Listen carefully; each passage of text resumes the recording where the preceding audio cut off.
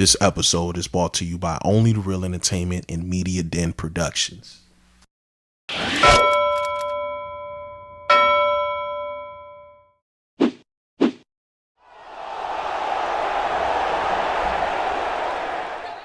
This is episode 48. I'm here with Cam. Cam, what's going on, my bro? Oh man, we got the finals tomorrow. I cannot wait. Well, tomorrow, which means today, because this episode should be out on the day of the finals. But boy, I cannot wait. You and I both. What's going on with you? I'm chilling, bro. I ain't gonna lie, I've been recording all day. I don't know. It sounds like I'm getting ready for another drop, so we'll see how that go. Well, you should be recording every day anyway, and not even just music, but just anything in general. So that's neither here nor there. You know what I mean? No, that's a fact. It's a fact. You speak of facts. So I mean, let's get into it, dog. We don't got any topics written down or nothing. We just gonna freestyle, cause I mean, why not? It's the finals tomorrow/today. Yeah. Dallas, Boston, yeah. Finally here. Long ass seasons. Both of our teams are out of the picture. Yep. So we ain't gotta get dragged into that. Thank God. Let's talk about it. What we on with this Dallas Boston thing? First off, we've had plenty of conversations off mic about this. 1,000. Who you got, man? Like, who you got? What you thinking about this, man? Like, let's get into it. All right. We can start off with the nonsense. I got Mavs in 6. We can start off with the nonsense. Why you got Mavs in 6, Reela?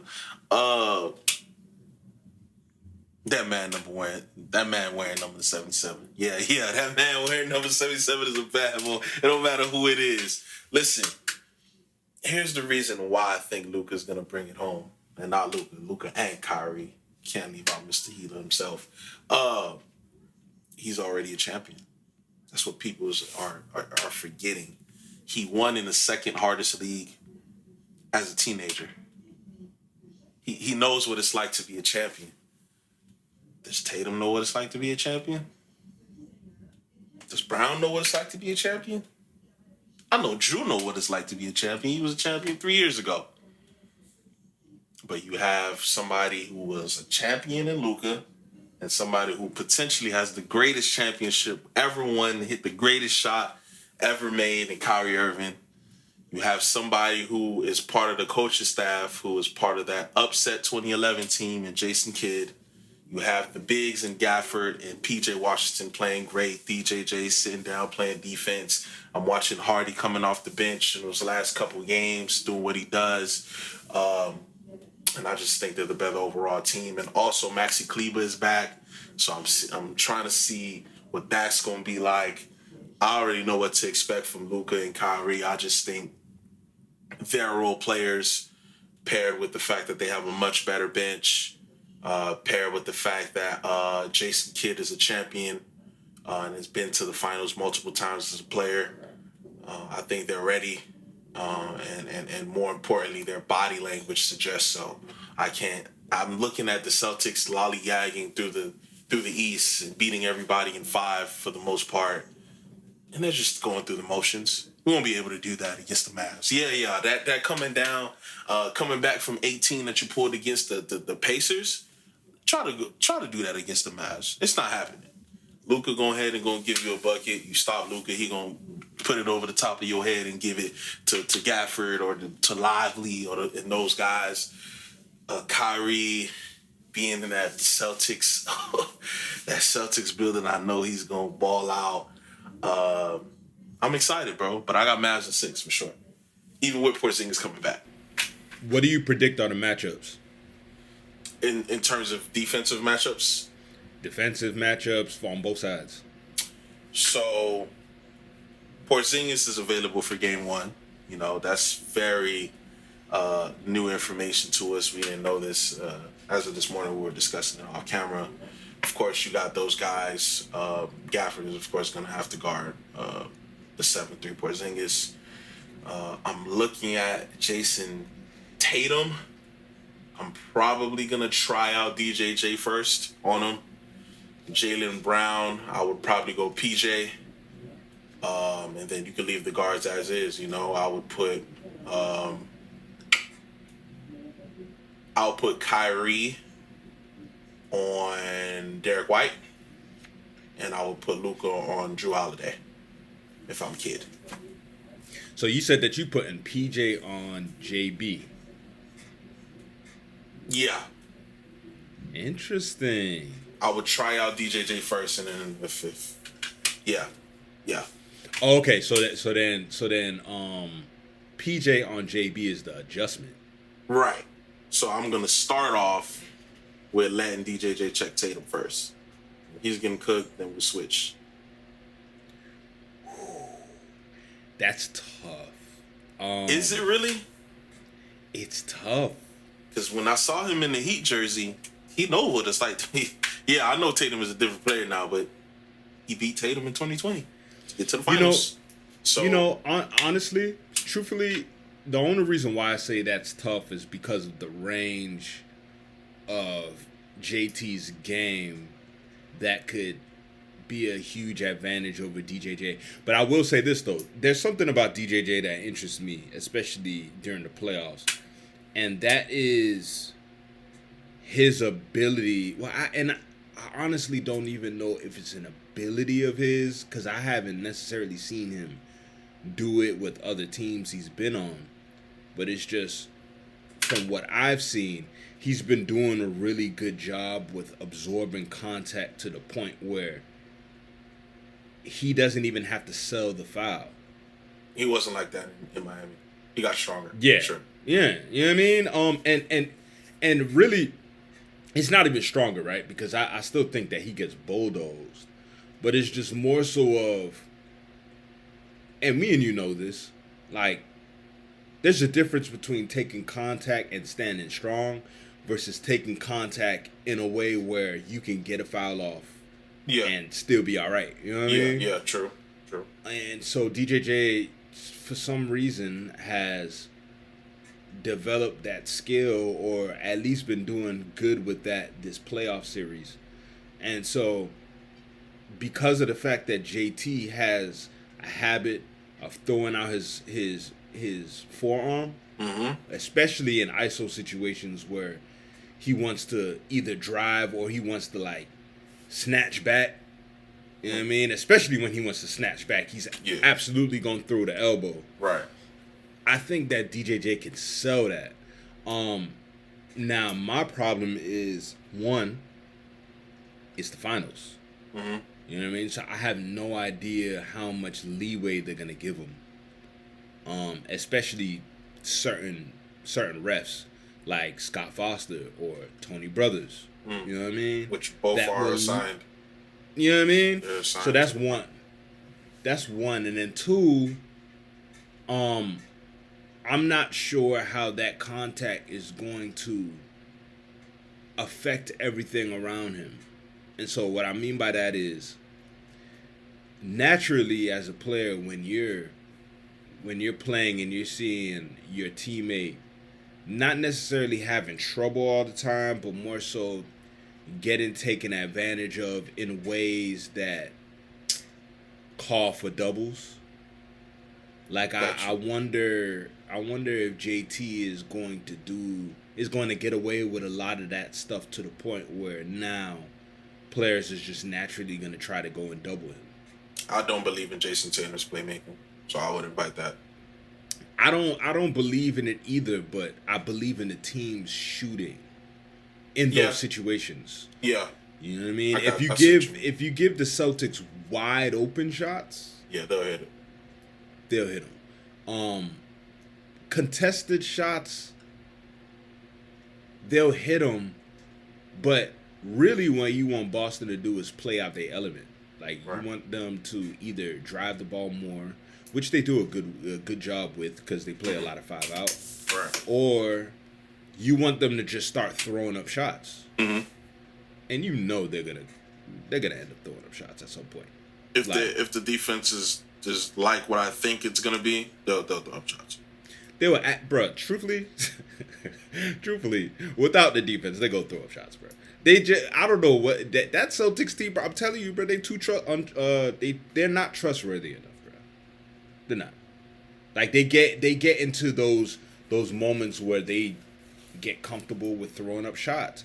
I don't know if it's like the constant 5-out scheme concepts or what, but them dudes get real comfortable throwing up shots.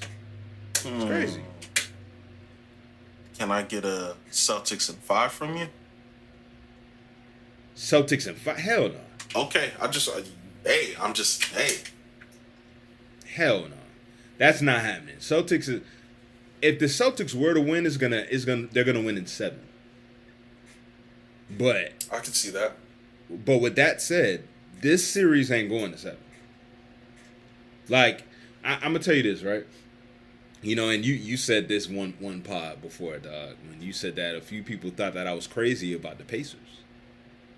And I'm like, why? Like, if you watch the games, you can tell. Like, you know, some people look at games and they just look at the ball bouncing and going through the hoop. Like, they don't look at body language. They don't look at attitude. They don't look at coaching. They don't look at habits. Right. They don't look at those type of things. They just look at the ball going through the hoop, how many points you're going to score. Right. So when I saw Indiana throughout the entire season playing the way how they was playing, especially when they got Pascal, it's like, bro, like, how can you not believe that these dudes, like, actually feel like they should be there?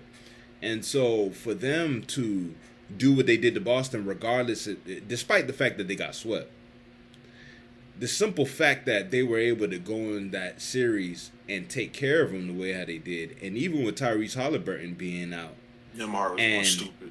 It's going stupid. What do you think Kyrie and Luka gonna do, right? And then on top of that, they front court both starting and on the bench is crazy. I mean, bruh, it's a lot more attitude. It's a lot more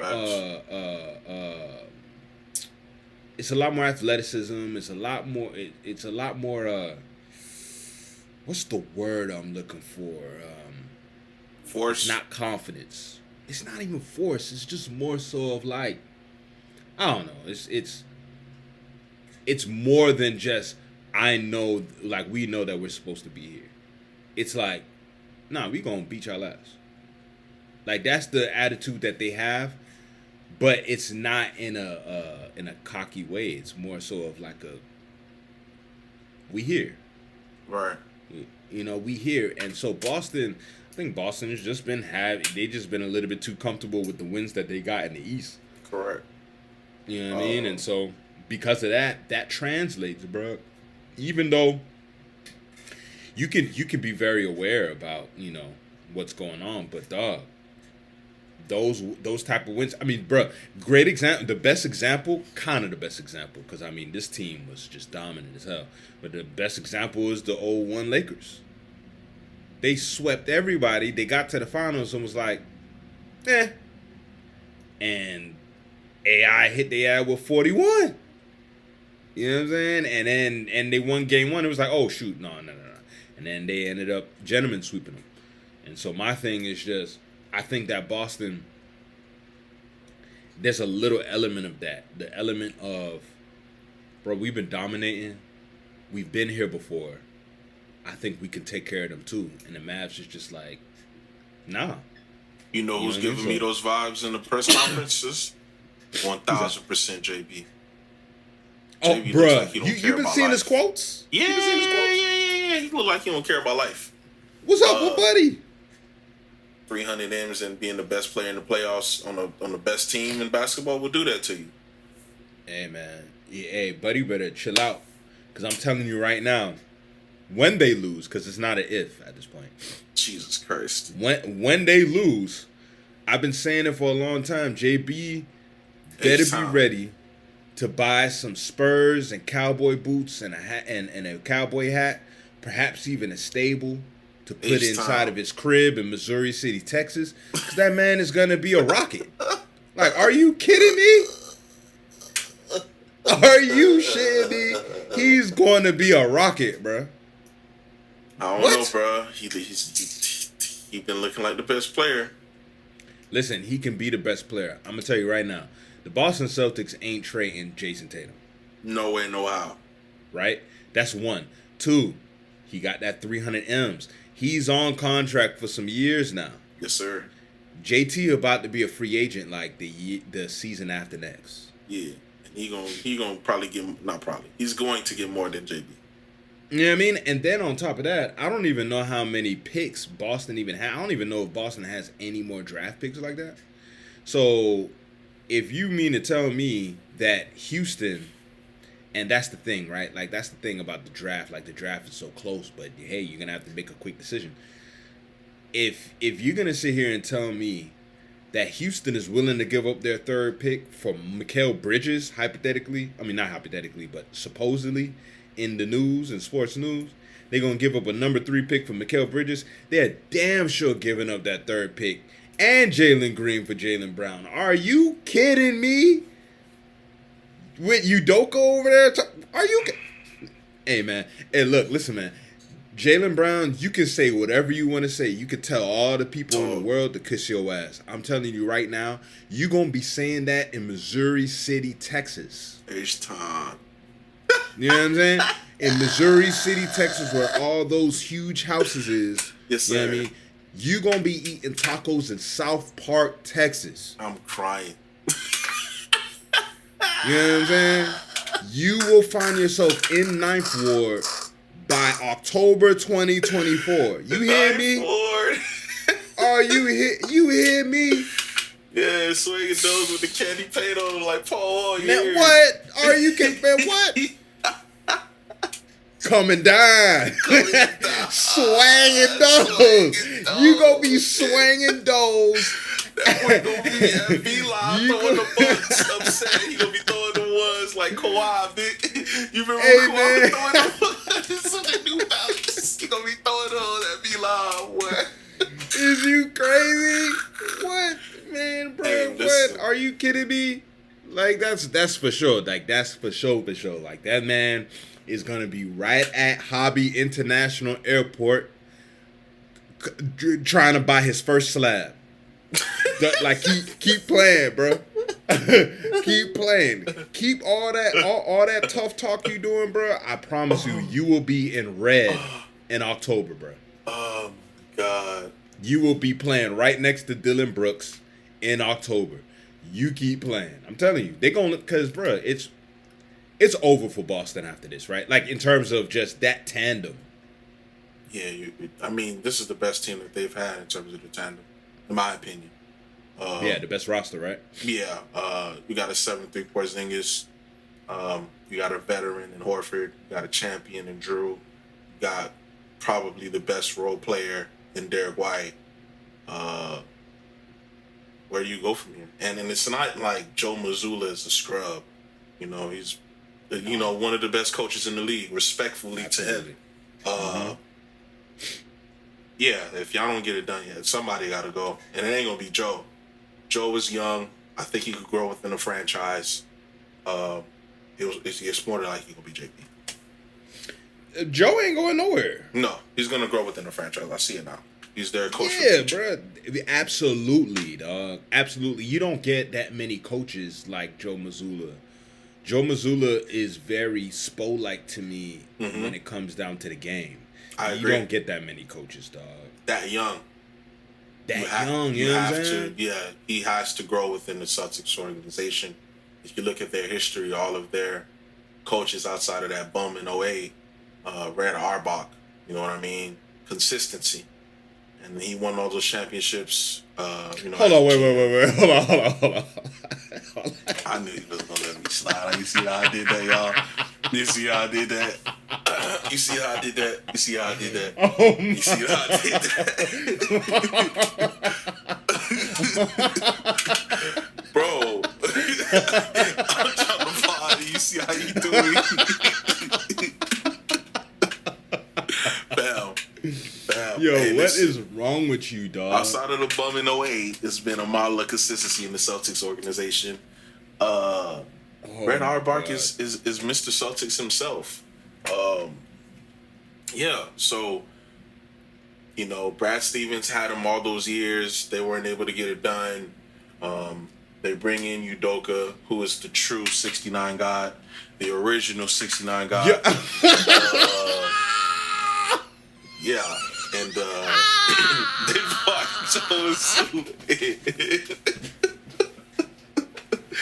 Hey, man. Call a spade a spade. Hey, hold on. Yo, you wildin' out. You crashing out right now. He a fan. How you crash out over some cheeks? Oh, shoot. Bro crashed out over cheeks, man. And now he in Texas where it's even crazier cheeks. That's the wildest part to me. I already know he going crazy in Houston. Boy, you need something thick. Yeah. Just go fly over there. Especially if you're a millionaire. Yeah, just go fly over there. Yeah. Just go sit at a lounge and, a magnet. I mean, bruh, like, if anything, if there's one thing that Udoka situation teaches you, it's that, bruh, it don't matter who you are. Nah, don't. Not in 2024. Absolutely not. Bruh, Jay-Z cheated on Beyonce. Like, what are we talking about? Fam, none of y'all are safe. I want you to repeat that again. Jay-Z cheated on Beyonce. You think you safe? Yeah. With Becky with the good hair. Yeah. You think in Becky? Your little scrubs? Yeah. Becky? You think with your little scrubs. You look good. You making like $200K a year. This is Beyonce. Come on. A billionaire. Come on. The greatest female singer of all time. Well, this is Hov. Whoa. Hold on now. Let me cook. Hold on. All right, I'll let you cook. I'll let you shuffle. The greatest female singer of all time. And you think you thick Miss RN working your 12-hour shifts you think Jerome ain't finna? Yeah, you think you ain't safe. That just reinforced what we already. None of them safe. But I think she's safe all the time. Entertainment wise, yeah, I think she's the greatest. Man, yeah, we don't got because we don't even got to get in that conversation. We don't even get in that conversation. Doug, so, I mean, back to the finals, right? So, all right. Obviously, we both got Mavs in 6. Yes, sir. We know that it's really going to be a battle. You can't even really say a battle of the front courts because, I mean, in the front court, who you guys are starting? Who's starting in the front court for Boston? That's Drew and JB, right? No, Drew is backcourt. It's Drew, Derek White, JB, JT, and Porzingis. Did I say backcourt or front court? You said front court. Okay. I meant backcourt. Yeah, that's Drew and Derek White starting. Hold on. They got Drew and Derek White starting with JB at the 3 and JT at the 4. Correct. Oh, yeah, boy. Oh, yeah, man. What does that oh, yeah, boy mean? It is shellacking time. It's, man, take out your Mighty Morpher and say, it's shellacking time. Like, it's really, because, bruh, truthfully, right? Like, I've seen a lot of Celtics fans pop up on my timeline. And Unfortunately. And they have been talking about dragging Derek Lively out of the paint. He is an athletic 7'1". Not a good idea, I don't think. First off, exactly, right? Second off, I dare y'all to miss a shot.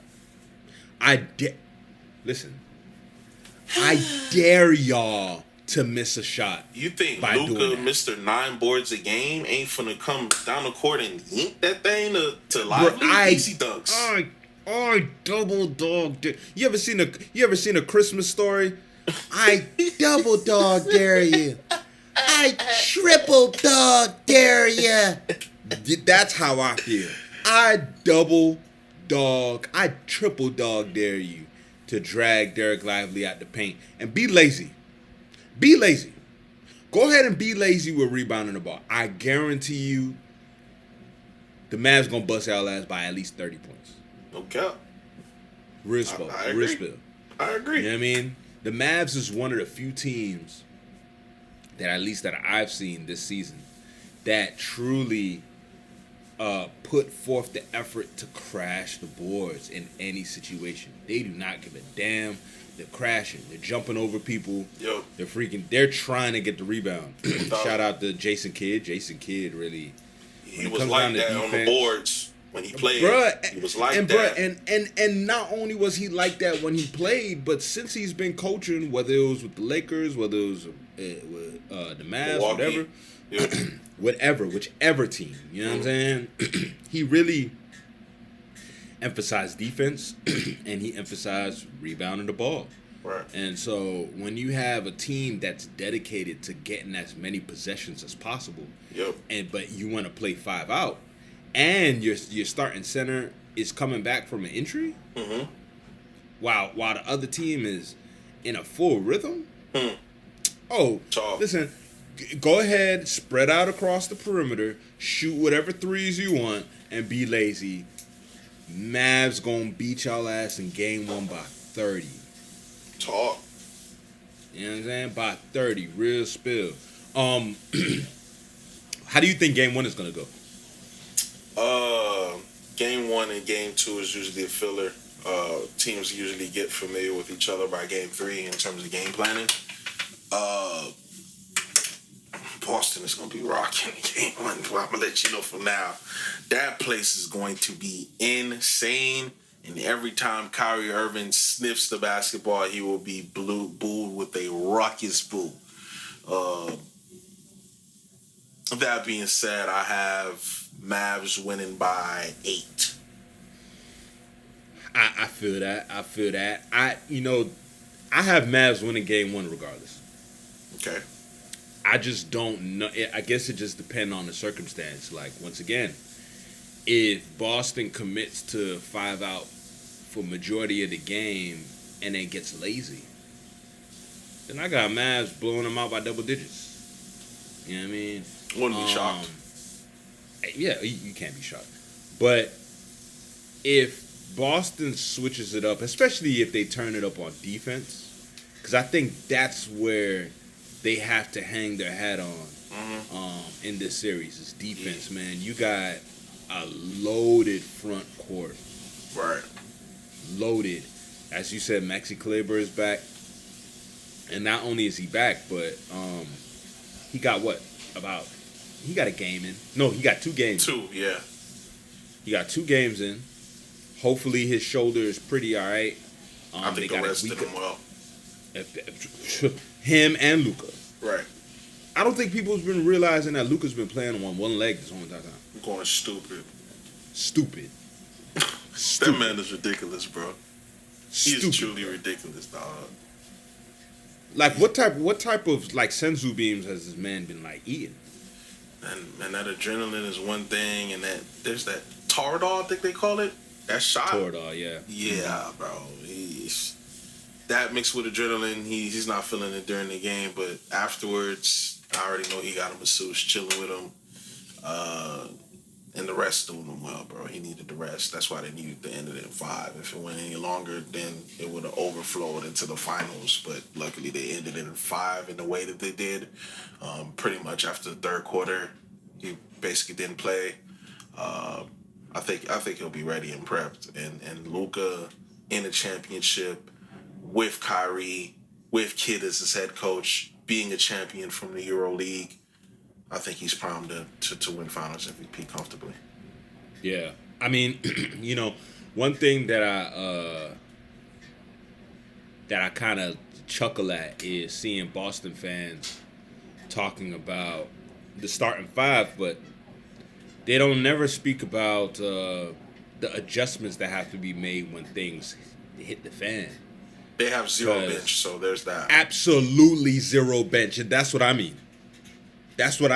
Like, they're going into a game putting immense pressure on that starting 5 because they have 0 your 6th man is Peyton Pritchard. No disrespect. Your 7th man is Sam Housen. Don't even know who your 8th and 9th man is because that's your 2 guys off the bench. Who's drawing out the offense when your 5 comes out?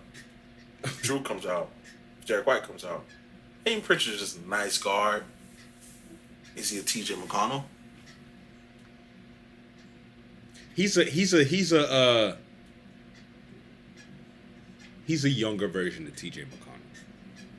But TJ McConnell was a freaking He's a dog. He's a dog. Listen, TJ McConnell, I would want him on my team. And he doesn't care who's in front of him. You need that delusion. And I think he has to stay a pacer. He's exactly what you need out of a backup point guard in the NBA. He's like the quintessential. TJ McConnell, man, watching TJ McConnell's game is so satisfying, bruh. Right. Because he takes advantage of the floor for real. Right. Like a lot of players now, and I think we've had this conversation before. Players nowadays, they don't take advantage of the entire floor. It's just more so either perimeter game where I'm gonna try to get to the rim and possibly get an and one. Yeah. TJ has a way of using the entire floor to his advantage, so much so that he makes even the biggest guy on the opposing team scared. It's that fearlessness, bro. Yeah, man, and he doesn't care.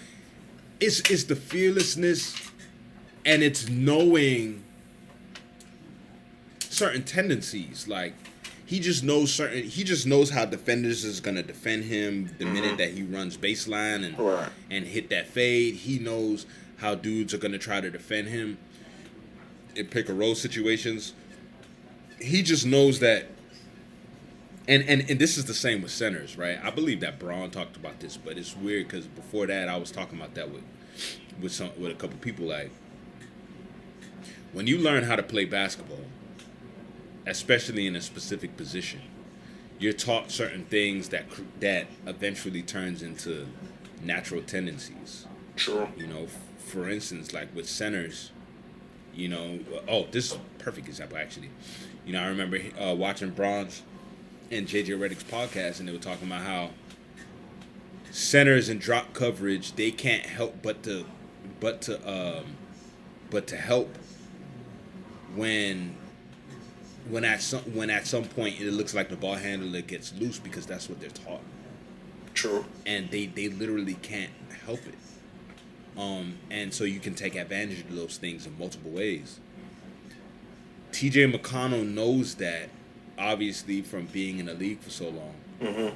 But also, I just think that when you're that small in comparison to other people, you have to think that way, or you should be thinking that way. You look at Chris Paul, you look at AI, right. You look at Kyrie. Mm-hmm. Well, and Kyrie's 6'2".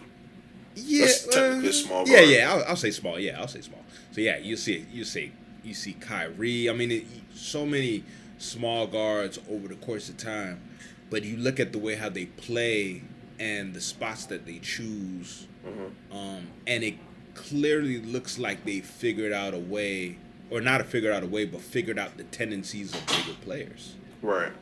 They know how they're gonna approach them.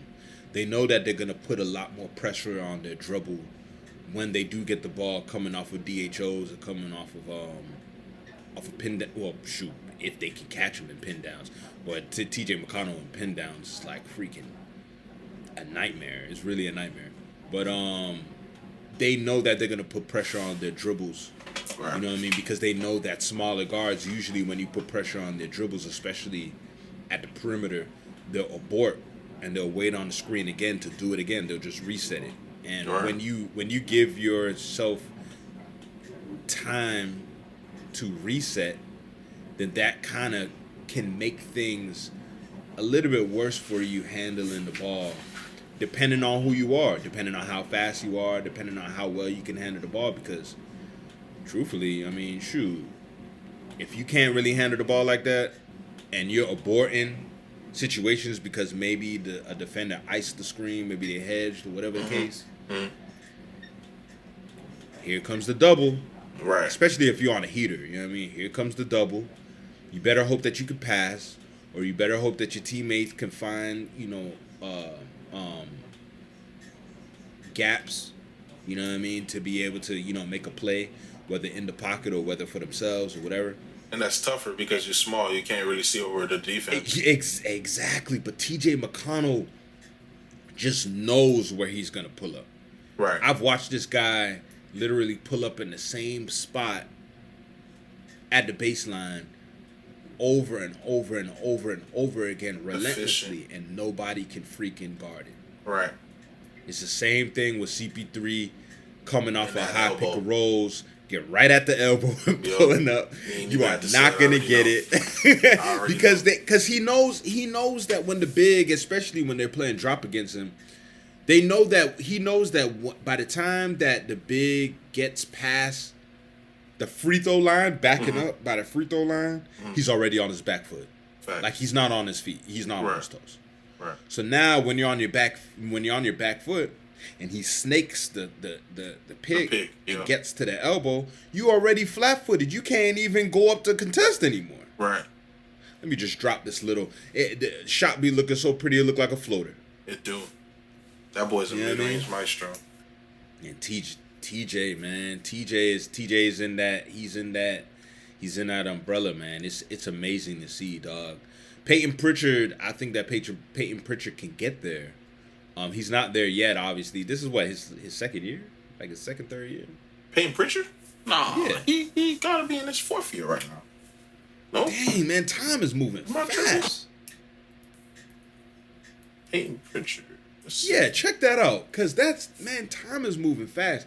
I think Peyton Pritchard did come in with Austin Reeves though. Now I think about it, and Austin, I think this is Austin's fourth year now. I think this is Austin. He's 28. What? Peyton Pritchard is 28 years old. My bad. He's 26. Oh, I was about to say. He's still though 26. 2020. So yeah, this is fourth year. Fourth year. Yeah, 2020, bro. So yeah, a year before Austin. Wow. Oh, you know what? You're right, because he was in the bubble, but he didn't get to play. But he had a couple flashes when they were in the bubble where he played just a little bit, That's what I remember his garbage time minutes. Yeah.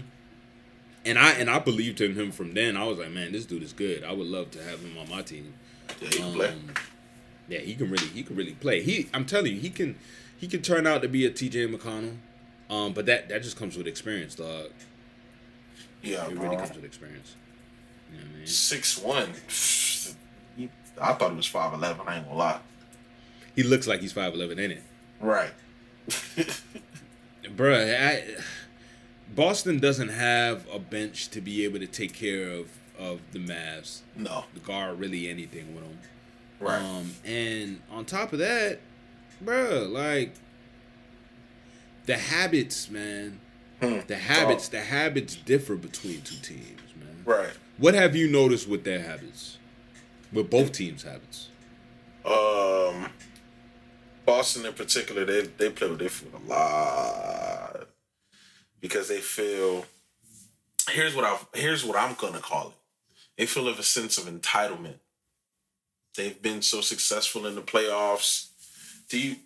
I was listening the other day and it came to me. I'm like, wow. Jason Tatum has been to 5 Eastern Conference Finals. And he's 26, I believe. He's been to 2 NBA Finals already. So it comes with a sense of entitlement of, yeah, they're going on a run right now, but we got it. And that playing with your food is why I think they're not champions even as of right now. They were favored in 2022. There was no way, no how we were supposed to beat them last year. And they've carried that tendency over to now. They won 64 games in the regular season, and they've gentlemen swept their way into the finals. So I know they're going to play with their food. With Dallas, I've noticed in spurts when either one of the guards isn't particularly creating, at very short times, the offense can be stagnant / lost. which is very seldom, which is why they've been as competitive as they have been. It's very tough for you to force both of them into a bad game, but when both of them have a bad game, it's absolutely guaranteed that they're going to lose if they shoot bad. Absolutely guaranteed. So it's immense pressure on both of those two. If they're not going, I wouldn't say they don't have a third option. It's that they're not sure where to look for the third option. Certain times it may be PJ, certain times it's Derek Lively, other times it's Gafford. So with them two being off, that looking for the third option can cause the other team to go on a run while they're trying to figure out their offense. So those are the main two things I noticed with each team. Yeah, that's a good point. I think that what needs to happen with Dallas, obviously the two has to establish the energy of each game. Mm-hmm. You know, Luka and Kyrie have to be aggressive. I'm not saying that they have to have 30 every night. Right. They just have to establish the energy and rhythm of the game. Shoot, I even believe that there's going to be a game where one of them, it will likely be Luka, but one of them is going to have a crazy playmaking game where I can see that. You know, yeah, where those guys in the front court is getting a lot of touches. Mm-hmm. They're getting a lot of easy bunnies at the rim because Luka or Kyrie is garnering so much attention. And I think that would be a great thing, but at the same time, if you're not hitting your shots, then I don't think that happens. True. So I do believe that there's going to be a heavy front court rotation of Kleber, Gafford, and Lively. But I would like to think that Maxi Kleber, if his shoulder is fine, he's gonna get more playing time. Because series. He stretches the floor. Exactly. That's literally the reason why. He stretches the floor well, and they're gonna need. I would actually like to see them go in the two big lineups a lot more this series, just so that you can have somebody else that is able to grab boards relentlessly as well. Because I mean, Derrick Jones Jr. is gonna crash boards anyway. Mm-hmm. But from a scoring aspect, I mean, shoot, now that I think about it, because I'm used to Derrick Jones Jr. not really scoring like at a high clip, but damn, he's been shooting his ass off. Yeah, he's shooting that thing. He's gonna play himself right into a bag. Somebody's gonna bless him. What? For sure. For sure. Shout out to him for betting on himself. Mark Cuban is. I think Mark Cuban. You think Mark Cuban is gonna retain him? I think he wants to. He's gonna want to retain the entire team. That team definitely will put up a fight for next year. I'm just thinking of the salary cap that Luka's gonna garner by signing that extension. So pretty much after the season, I'm willing to bet that contract is going to kick in. So maybe he signs him to a 1 year with a heftier payoff if when they win. If they win, I'm gonna say if. I believe that they're gonna win the season. But I think Mark Cuban finds a way to pay him. I'm trying to think that 2011 team. He pretty much kept that team intact. Who left? Yeah, for the most part. What, after they won the chip, 2012? Yeah. So I know Tyson was still there. I know J.K. was still there. Caron Butler got hurt. He got the chip. I don't remember him being on that team after that. Sean, I know Terry was still there.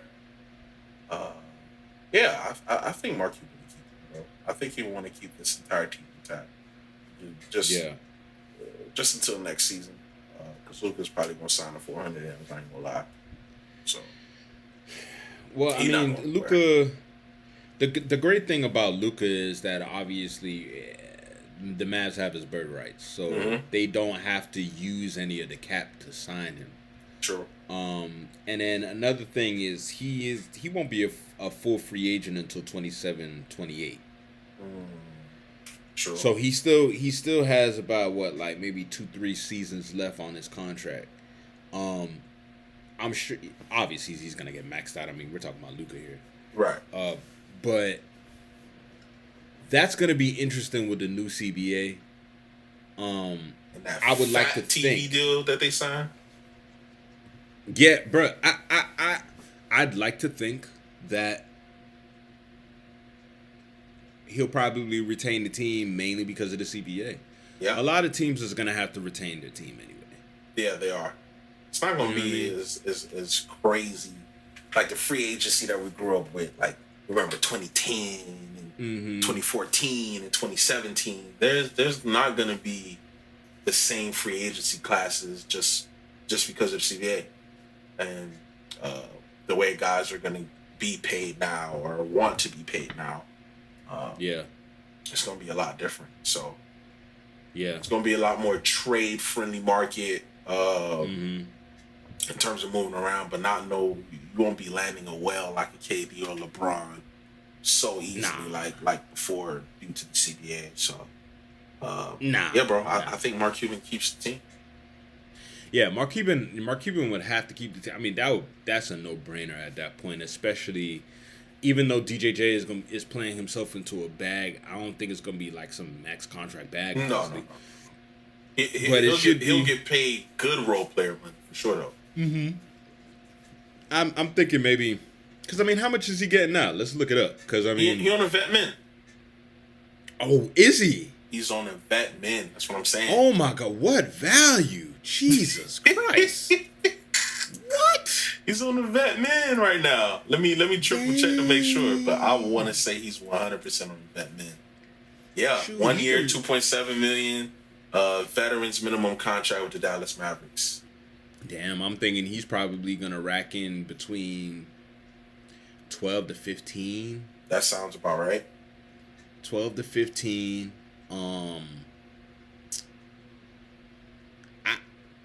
I'm gonna go on a limb and say maybe 13.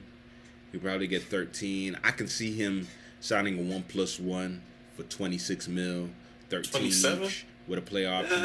I'll sign him to a little 3, a little 4. Yeah, if you can get a little, even if you can get like a 3-year, maybe 3-year 45, 3-year 29, maybe 13 to 15 a year. Yeah. That would be kind of alright. Yeah, for sure. I think Dwight Powell might be a free agent this summer. I don't think they're gonna retain. Yeah, I don't think they're gonna. I don't think that there's really a role for him right now with the way the lineups are. Yeah, and not for nothing. That's a high energy big that I think should be coveted in the free agents market. Yeah, I think he's a nice backup center for sure. Yeah. So it's gonna be very interesting with Dallas for sure. Before we close it, I mean, do you have anything else that you want to say about this matchup? Because personally, I'm excited. I'm very confident that Dallas is gonna take this and win the finals. And personally, I would be happy if the Celtics win this summer over for me.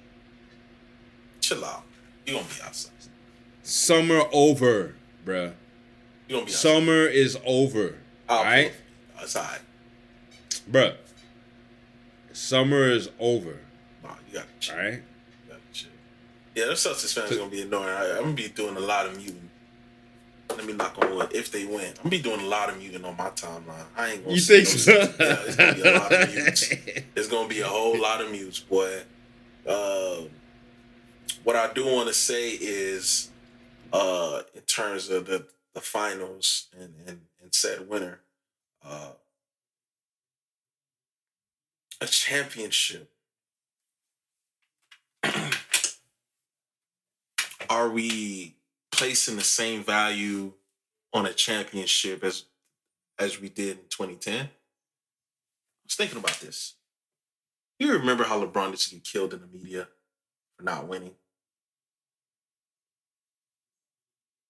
Who has really gotten killed in the media for not winning?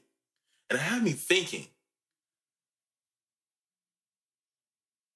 did the value of a championship low key get devalued? And I'm thinking to myself, why? Is it the moves by Braun? Is it the moves by KD?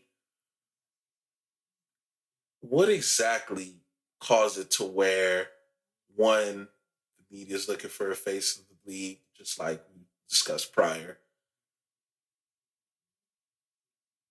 but the vitriol ain't the same. I wonder why that is. Are we finally getting to a place where we can discuss the game and contextualize what we're watching instead of saying he's a bum, he can't win, he's not clutch? All these stupid narratives instead of watching. Are we finally getting to that? And it also had me thinking, I wonder why that is. Are we watching not only the devaluement of a championship, but are we watching the biggest sports entity take a slight hit in terms of narrative because so many player podcasts are coming up and they're discussing the actual game instead of narratives? You have Paul George, you have Pat Bev, you have JJ, you have Duncan, you have Trae Young, you have Lonzo Ball, you have Shaq. There's so many current and former players with a podcast that I don't know if I ever want to check into a Skip Bayless, who's a respected journalist, regardless of all the nonsense, a respected journalist. I want to hear from the guys who's literally dribbling the basketball and watching things happen. I want to hear stories from them. I want to hear them talk about the game. I want to hear their rankings. I want to hear what they think about the current game instead of narratives. Are we getting away from narratives? And if we are getting away from the narratives and we are actually discussing pure hoop, which is what LeBron and JJ wanted to start, and I do think they're having little ripple effects that are going to come into play approximately 2 years from now, we're going to really have a conversation. Are we starting to see this right now? Because it's less vitriol than what I remember growing up. What you think? I think that there is a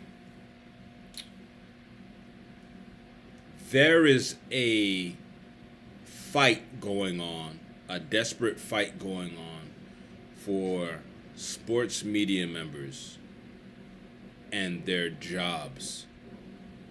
I think that with players coming out with their own, building their own platforms to speak about the game. Right. The game.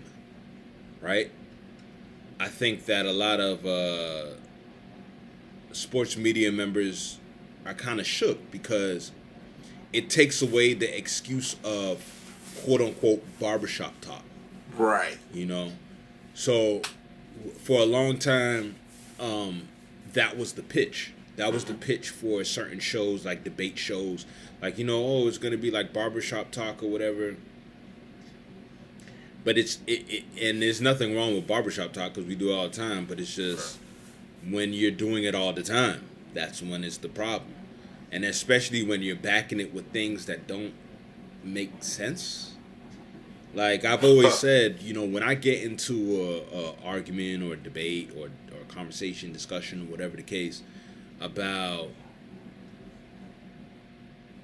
player success, right, or player ability, I never bring up championships. I never bring up all NBAs, MVPs, Defensive Player of the Years. None of that matters to me because I always known that the media votes for it. Right. Which is an atrocity. A big atrocity. And some of those accomplishments are team accomplishments. So you can't just, it's kind of like football, right? Like in the NFL, a team will win, right? And then they will just say that the quarterback is the one that got them the dub, and it's like, and there's 22 what? starting players, and that's way more of a team sport than anything. There's 22 You know what I mean? people affecting the. I'm sorry, more than 22 because special teams as well. So 30 Yeah, plus. Yeah. And you know the thing too is that, you know, once again, it goes back into me saying they're fighting. Bruh, you can literally see the struggle and the desperation behind how they Noticed speak it about too. these things. You noticed it too. I'm so happy you noticed it. You see it, know, right? I see it in 4K. You calling cowards of the world who are not calling the game and just saying hot takes to be heard, knowing that when you turn off the cameras, you don't believe what you're saying. You know you don't believe in what you're saying, but you're clickbaiting. Why are we clickbaiting in 2024 when we can just watch the game, critique the game, and talk about the game? When I look at guys like those guys over at PTI who discuss not only the game, but certain infrastructures of the game, but still keep it focused on the game. But they're journalists. That's what we need more of. The debate shows, they're slowly losing a little bit of steam. You're somebody like Stephen A., you'll always have an audience. You're somebody like Shannon Sharp, you'll always have an audience. But Shannon Sharp is Shannon Sharp. He's a Hall of Fame tight end. Stephen A. is Stephen A. He played in college a little bit, but blew out his knee. But he's a renowned journalist, even though some of his takes have been wild lately. Outside of that, the debate shows have been very shaky at best in 2024. They seem to be struggling. Yeah, I'm tapping into the players. I want to see KG talk with Paul Pierce. I want to see Gilbert Arenas and his wild takes with McCanson and Brandon Jennings. I want to see players that I watch play the game. Even if y'all have wild takes, I know that, yeah, but he's wilding right now, but he played. You know what I mean? So It's just lazy conversation. Like, it's lazy, bro. It's like, bro, it doesn't matter what time throughout the season. It seems as though the people are getting tired, though. They see it too. Of course the people's getting tired. Of course. It's just like me and you, we do media and we been saw it. You're now noticing the people catching up to me. Of course. When the people catch up to it, it's gonna be a drastic drop. Of course. Listen, I've always said, bro, like, I've said it since the Bengals made it to the Super Bowl. I said before the Bengals actually. We're in a time where we're seeing the small to mid markets finally pushing the button. Right. Because they've been asked for so long that they've gotten all the lottery picks and whatever picks that they could get. You know, all their cap situations is way better, everything like that, whatever. So now they're pushing the button. So now when you have these teams or franchises really pushing the button, and they're actually good, OKC, Indiana, you know, these teams, bro, we expect to hear you talk about these teams. Right. Like, you fishing for engagement, bro, we want to hear hoop. Like, we want to hear about hoop. We don't want to hear about this player, that player, and the other. We want to hear about hoop. Now, when you is and that's the thing too. It's not to say that you shouldn't talk about players ever. But when you make that your thing, it's like, bro, why am I even tuning in for? For what? Like, I'm not gonna bro, it is the NBA Finals. Why are we still talking about LeBron? I know it's because of engagement. I know it's because that's what's gonna get you engagement. I love LeBron. He lost in the first round, bro. Bro, like, come on, like, what are we doing? Like, what are we doing? It's okay. His story is pretty much written for the most part. He's a top 3 player. We don't have to continue to discuss him. This is the time for the new generation's era. Your Ants of the world, your Shays, your Lucas, even Tatum, even though he's a little bit old. These are the time for the new guys to sit up and flourish. It's because they're holding on to LeBron because he drew so much attention in the early 2010s from his name. And when he retires, I think Notice I said 2 years. When he retires, it's going to be the twilight zone for those barbershop talks. Because Bro, what now? I'm going to tell you what's crazy. I was thinking about this yesterday. I don't even think they're going to stop talking about LeBron after he retires. That's what's messed up about it. They won't. Because literally, I think that they have bought into the idea that nobody wants to hear about any other squad or player aside from said player. So even if you want to talk about Anthony Edwards, he plays for the Timberwolves. Facts. So they're going to make the excuse by saying, well, we're not getting as much engagement because he plays for the Timberwolves. Right. And it's just like, instead of going the collective route of saying, yo, we're going to talk about every team because damn near every team got a star now. Literally. Even the trash ones. You know what I'm saying? So it's just like, bro, like, they're desperately looking for, one, the face of the league, and then two, the person that they can constantly talk about. Like, if you watch the way how they move sometimes, they will bleed out certain stories until a bigger story pop up, instead of just being creative with your stories. Right. It's all low hanging fruit at this point. I agree. You know what I mean? All low hanging fruit. So now, the next season, I'm sure that they're gonna crank up on more Wemby news. They're gonna crank up on Anthony Edwards news a little bit, but it's still gonna be LeBron and the Lakers. And Listen. with Jason, and then when, not if, but when the Celtics lose, it's gonna be that. And that's what makes it frustrating, because now you have other fan bases finally, like their team is finally in a position where they're winning. Right. And they still got to tune in. Yeah, bro. Like, imagine being excited that your Indiana Pacers make it to the Eastern Conference Finals. You're like, oh, I want to see what they say about them. And they give them like 5 minutes. And then now is LeBron's legacy better than Michael Jordan's? It's like, bro, what? What? Yeah, bro. I think the generation of kids don't really care. A lot of the kids' generation, regardless of how I feel about him, their goal is PG. Yeah. The way he plays, KD, even though he's a 2-time champion, those Mount Rushmore-ish players with all of those they don't really care. They just they like who they like, and they like the game that they like. It's not so much the individual players' accomplishments anymore with the new generation. I think that coupled with the Players Podcast is going to find mainstream media in terms of sports in a very trying place. And I'm here for it. Let the little guys like us who actually discuss what exactly is going on in the game thrive. We're sick of y'all. We don't want it's either you do that or tighten up. They won't. This is Fortune 500 billion, multi-billion-dollar companies who the layoffs of last year let me know where they are. And they're corporate. They care about their bottom line at the end of the day. If their bottom line says that this is what is going to get them more dollars, that's what they'll cover.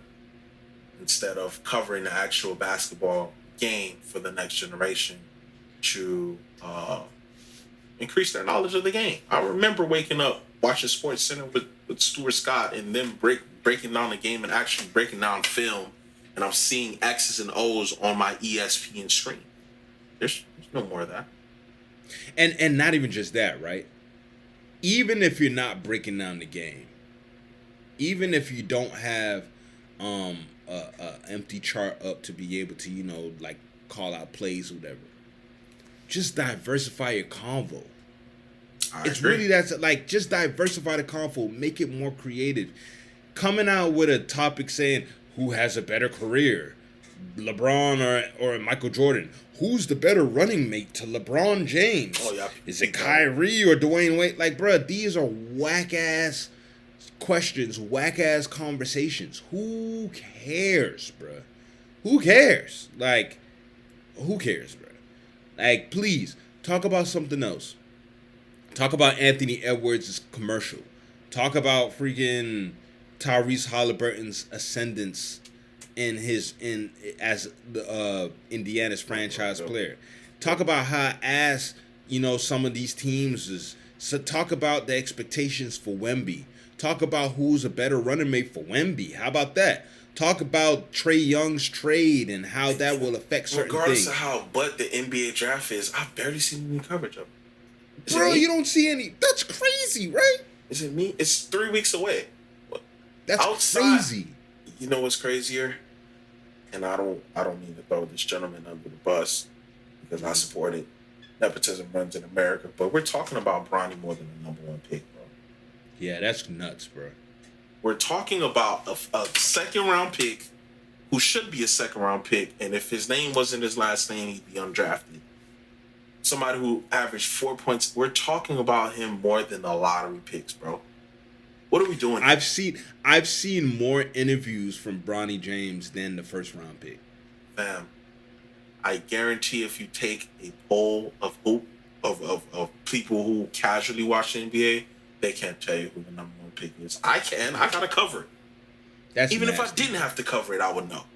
But the casual fan would not know. They just know that Bronny's going into the draft. That's nasty. That's what I'm saying. We're not discussing or diversifying what's going on in the league. It's clickbaity because that's what brings the bottom line and engagement. It's clickbaity because if you put out a list of if you said who's running mates, there will be people in your comments saying you're stupid for choosing said player or placing this player here. It will get you engagement over you saying, hey, this Alex Sarr kid is nice. Hey, where do you think Zach Edey's going to fall? Hey, how about Rob Dillingham? There's 3 weeks away and we're not talking about it. I just don't understand it for the life of me. And this is why I say we're the new media and we got to do the best that we can, even though that we didn't play the sport. We're going to cover the sport the way it should be covered and diversify. Sometimes I'm a clown. I'm Reela. You don't get me all the time. I'm a clown sometimes. But if you want to hear some real hoop conversation, you're going to tap into Real Hoops because we're talking about some real things too. Diversity. Real talk. Yeah, real talk, bro. Like you would expect, you would expect ESPN or FS1 or whatever to be talking, create a big half-day segment of the NBA draft. Talk about the top 5 picks. You know what I mean? Talk about their games. Talk about how they can implement themselves into the league. Talk about how they can affect the teams that they may or may not go to. Like, give me a background story. I knew who Carmelo was as the 3rd pick when I was a kid. Remember that? Remember when we used to get background stories, bro? I don't know. I just know Alex Sarr is French. Why do I only know he's French and he's 7'1"? That's crazy. Again, thank you for tapping into Real Hoop. This is what we do here. We're going to diversify. Really going to clown every now and then. But we're going to break down the game. Yeah, we're going to talk crazy. But we're going to break down the game for y'all in a way that anybody could, you know what I'm saying, acknowledge and listen to it in a cohesive way. So appreciate y'all. Yeah, we definitely got to get into that combo a little bit more because, man, that's layered. That's layered. But we'll end it here.